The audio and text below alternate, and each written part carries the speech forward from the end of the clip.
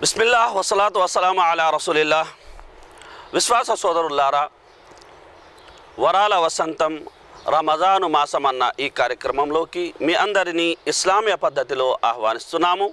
అస్సలాము అలైకుం వరహమతుల్లాహి వబరకాతు.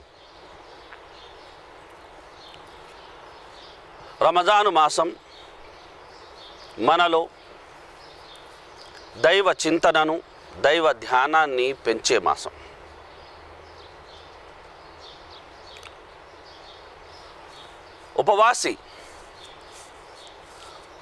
ఉపవాసం ఉంటూ అనుక్షణం అల్లాహ్ నన్ను చూస్తున్నాడు, నన్ను గమనిస్తున్నాడు, నా ప్రతి ఒక్క చర్యను ఓ కంట కనిపెట్టుకొని ఉన్నాడు అన్న భావనలో జీవిస్తాడు. నిజం, అల్లాహ్ సర్వం తెలిసినవాడు.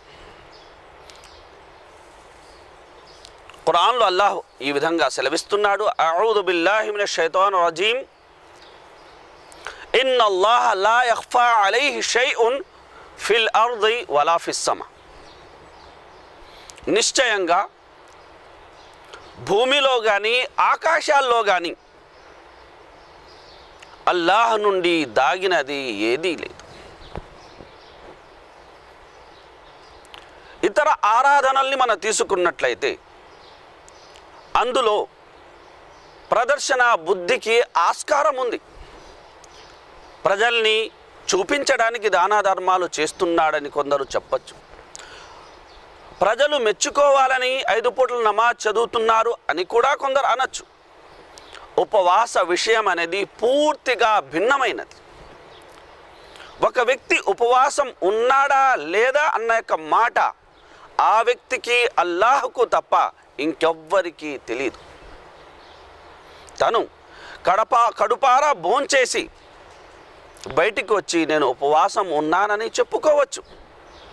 అయితే ఒక చిన్న పిల్లాడిని సైతం, ఉపవాసం ఉండే చిన్న పిల్లాడిని సైతం పిలిచి మనం చాక్లెట్ ఇచ్చి తినమంటే ససేమిరా అంటాడు.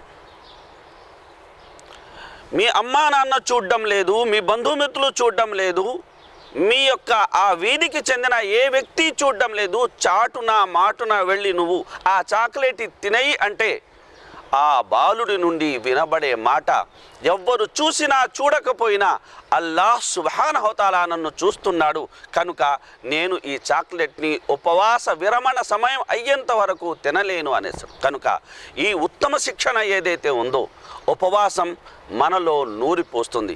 తద్వారా మనం మంచి కార్యాలకు దగ్గరగా ఉంటాం, చెడు కార్యాలకు దూరంగా ఉంటాం.